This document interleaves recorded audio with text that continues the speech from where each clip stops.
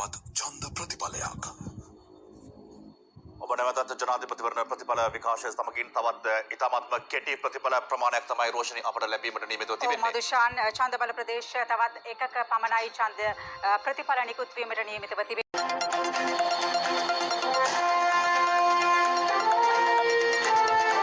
ජනාධිපතිවරණයට අදාළ පළමු වටේ ඡන්ද ප්‍රතිඵල ගණන් කිරීමෙන් අනතුරුව ඒ සමස්ත ප්‍රතිඵලය දක්වා ප්‍රකාශයට පත් කර අවසන්. ඉන් අනතුරුව දෙවැනි මනාපය ගණන් කිරීමේ කටයුතු සිදු කළා. නිපුණ ප්‍රාන්ත මහත්මිය පළමු මනාපය ලබාගෙන තිබෙනවා 56,47,915.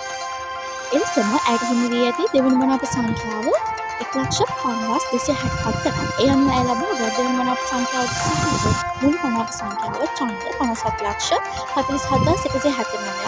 ඒ ප්‍රතිශතයක් ලෙස ප්‍රතිඵල 55.89ක්.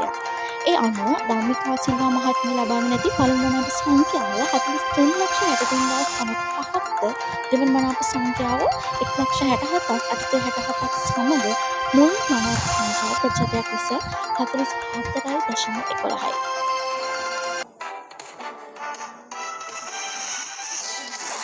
Now we turn to the President's special speech. Thank you for placing your trust in me. I'm deeply honored to be elected, and I promise to serve you with integrity, dedication, and vision. Our journey begins today. I know the challenge we face, especially the struggle of our young graduates to find meaningful employment. So that is why I pledge to create 1,100 jobs for unemployed undergraduates, opening new opportunities in both the public and private sectors. Education and innovation will be at the heart of our progress. Together, we will build a future where no graduate is left behind and every citizen has the chance to grow. Let's move forward, united hopefully and ready to create lasting change. Thank you.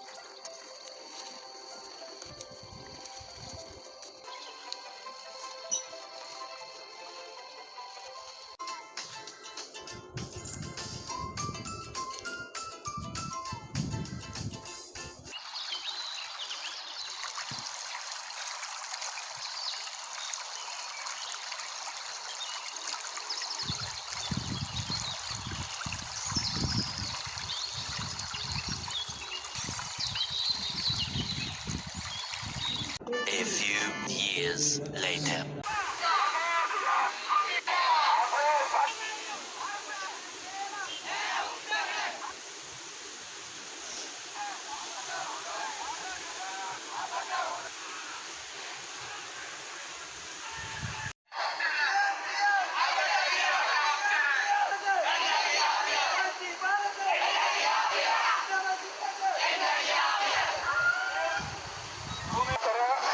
A discussion was held yesterday at the Ministry of Finance with World Bank representatives on Sri Lanka's future development plans and policies under the patronage of Senior Advisor to the President on National Security and Chief of Staff to the President Sargala Ratnayaka, State Minister of Finance Shihan Semasinghe and Investment Promotion State Minister Dilam Amanubama with the World Bank Director for Sri Lanka Faris Haddad Service.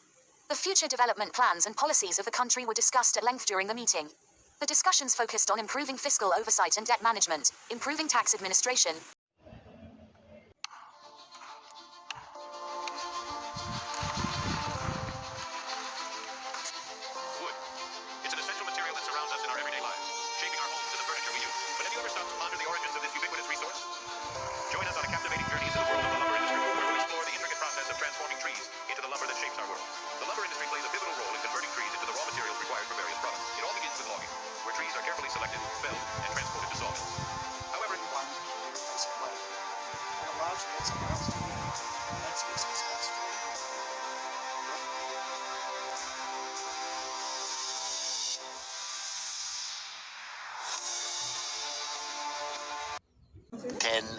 years later.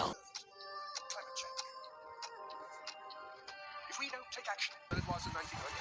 And not only are we piling in more and more carbon dioxide in the atmosphere, but we are chopping down the efficient consumers of carbon dioxide that there are on Earth. We're going to destroy the ground because the soil of a rainforest isn't very good. We are actually tampering with the climate of the Earth and with the very atmosphere that we breathe. When we talk about the disappearance of the ozone layer, we don't know what will happen when the ozone layer goes. The world cannot subject the Earth to the tortures we can now inflict upon it. When we talk about the greenhouse effect, we're talking about something that affects the entire Earth. And these problems are life and death problems. They go to the root of the viability of the planet itself.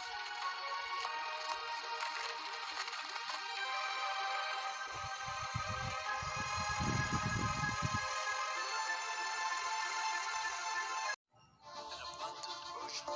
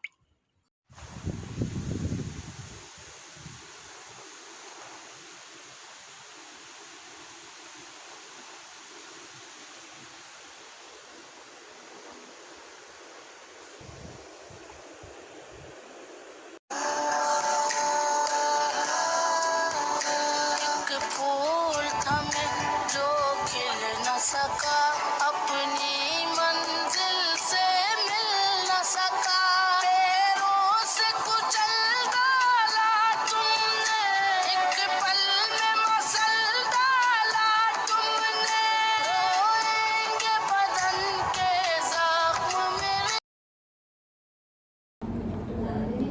මේ හල political economy කියන්නේ මොකක්ද? ඒක sustainable development එකට බලපාන්නේ කොහොමද? ඇයි අර අපිට පළවෙනි පාඩමේ කරේ? ඇයි ආව නැද්ද ඔයාලා? දෙන්න බැරි වුණා. Study of the how political and economy influence each other. It looks at the government make economic decisions and how economic system affect the power and society. Sustainable development is development that meet the needs of present without compromising the ability of future generation to meet their own needs. It balances economic growth, social inclusion and environmental protection. In a world driven by change, the balance between economic growth and sustainability has never been more critical. As nations rise and markets evolve, one question remains. Can prosperity be achieved without compromising the planet? Sustainable development in the political economy is not a luxury, it's a necessity.